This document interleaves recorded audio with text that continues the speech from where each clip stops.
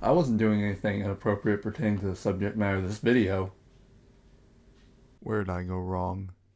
I grew up with a PlayStation 2 in the mid 2000s, and man did I love that gaming machine with all my heart, playing what you'd expect. A lot of SpongeBob and other various licensed games. Oh, and a lot of sports games like SSX on Tour and Madden. But I also had a Game Boy Color. Two actually.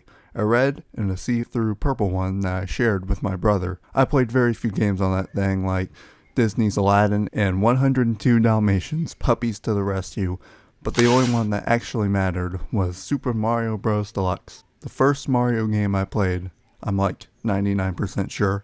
It holds a lot of sentimental value, but looking back now, this is a horrible way to play the original Super Mario Bros. Oh boy, screen crunch ahoy, ladies and gentlemen. I would not suggest anybody play this now, and that's why we're not here to talk about this game in particular, but someone on the cover.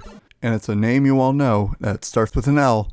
That's right, we're talking about, of course, Lakitu. You see, he's right there on the cover. Of course I'm talking about the green mean machine Luigi, my favorite video game character. I ain't joking here. I've played powerful, moving games with deep, thought-provoking characters, but it's the scared Luigi that I care the most for. Look at his design first of all. He is green, the best color out there.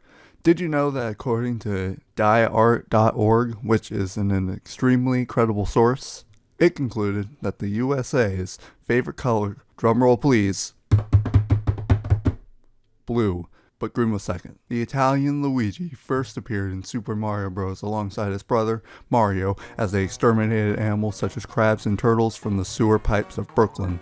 He was just a carbon copy of his brother, a textbook example of a player 2, and he served his purpose well, god damn it. A sequel was sure to follow with the release of Super Mario Bros. No Deluxe this time. And once again, he was a box standard player 2 with no differences except a color swap, and this is the only game in the series where his base colors are white overalls with a green shirt, which would later become his Fire Flower suit.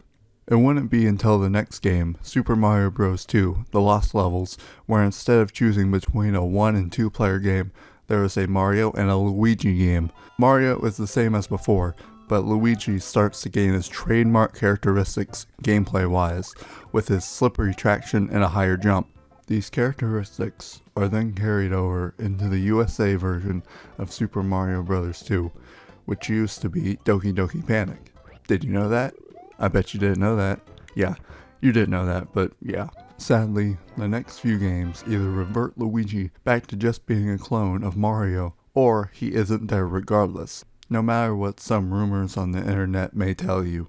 Now that we have reached the 2000s, we see the first ever Luigi-centric game. There was no game where Luigi was the main character before that I skipped. Alright, so Mario is Missing was released for the NES, SNES, and MS-DOS in 1993, where you have to find Mario, if that wasn't self-evident from the title. Not sure how much of Luigi's personality is prevalent in this game, as I've never played it, but it did give us this nightmare of a sprite for Luigi in the MS-DOS version, so I guess it was all worth it in the end. Now it's time for when he actually gets his modern personality, Luigi's Mansion, although we do see glimpses of it in earlier games such as Paper Mario, where you can read a diary from the man himself. He even mentions how he's afraid of ghosts, which is a clear homage to Luigi's Mansion. Disregard the fact that this game came out the year before. Actually, I wouldn't be surprised if Intelligent Systems knew about it being made and threw this in there. But of course, that's just a theory. Thank you. I'll take my metal and comedic standards now. Now where was I? Oh yeah, Luigi. You see his scared personality shine as he hunts ghosts to save Mario from the clutches of King Boo. It's a worthwhile experience that I have not played. Let's talk about a game that I have played, however, and that being Super Mario Sunshine, for about an hour. But still, sadly, Luigi is not mentioned or referenced one time in this game. I could only think that it's because he didn't have time to go on a vacation, because he was back home in the Mushroom Kingdom doing his civic duty. Truly, a hero that we can all aspire to be. I've had too much time without him, so the next game, he better be there. And what do you know, now we're at Super Mario Galaxy.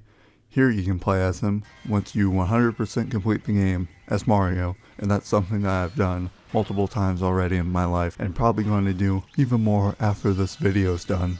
And it even spawned this image that clearly has tons of meme potential. Luigi is just a meme machine, isn't he? He has all the aspects that make him a joy to play, including slipping and some massive hops. This is also the only time in the series that I'm aware where you can see two Luigis at the same time. I think there might be too much energy in this photo, so we'll just move on before the world explodes. It turns out 2007 was a good year for the fans, as this was the release year of Super Paper Mario, where Luigi plays another critical role. He becomes the supervillain Mr. L, who fights Mario, Bowser, and Princess Peach, and even becomes part of the final boss of that game. This is a side of Luigi that I'm sad that no game has brought back in any aspect.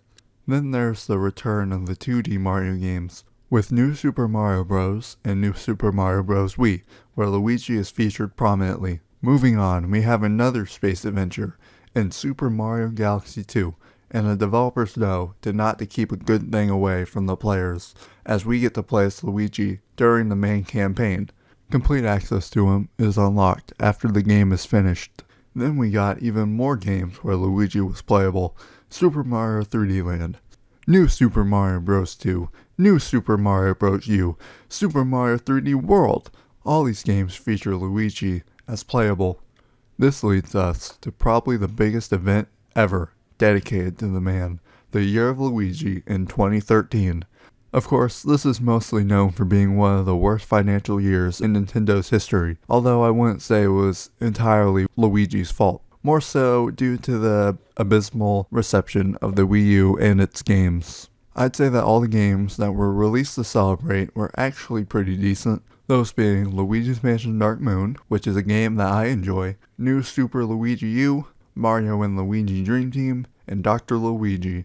I understand the criticism towards Dark Moon moving away from the structure of the original, but I think the missions in Dark Moon work much better for the handheld nature of the game, although something is definitely lost in terms of the uniqueness of the characters, as in all these ghosts feel quite generic compared to the more unique Mario-esque characters that were the ghosts in the first game. New Super Luigi U is just an overall more unique experience compared to its Mario counterpart, with its remixed stages that provide an extra layer of challenge, and Dream Team and Dr. Luigi are games that I have not played, but I've heard are okay. Now we make it to 2017, where in Super Mario Odyssey, he is sadly reduced to a balloon boy, a role not worthy of his elevated status. Then 2019 rolls around and we get a release of the most recent Luigi-centric game, Luigi Mansion 3, that sort of goes back to the old structure with some tweaks to it, perfect for the spooky season, as it was released on Halloween. Very cute, Nintendo, very cute. Finally, we are to the most recent Mario game to feature Luigi, that being Super Mario Bros. Wonder. My biggest problem with the multiplayer in this game has to be the lack of anything differentiating the characters you play as, other than the color. You'd think with a game bursting out of the seams with creativity, they'd want to give the characters a way to extrude that by giving them unique ability. Nabbit and the Yoshis get invincibility, but the Yoshis also get the ability to flutter jump, so why can't all the characters have something unique to them? But that's just a small blemish on what is otherwise a fantastic game. And with that, we've reached the end of the timeline for the Green Machine. Not to mention all the side games going on, including all the sports games, the Mario and Luigi RPGs, and the Mario parties, as well as his appearances outside of the main Mario series, including Super Smash Bros., and perhaps most famously, Dance Dance Revolution Mario Mix and NBA Street V3. Now you might ask, why did I do this? Why did I retrace the lineage of Luigi? Well, the answer is very simple actually, because I wanted to. I thought it would be a fun topic for a video, and with the 40 years of Luigi coming to a close very soon, I thought it was just the perfect time to do it. He's had a prolific gaming career up to this point, and I hope to see the ladies and gentlemen over at Nintendo continue to create even greater games starring the guy. I must salute you, and thank you for your service, Luigi, to the pantheon of video games. And I love you.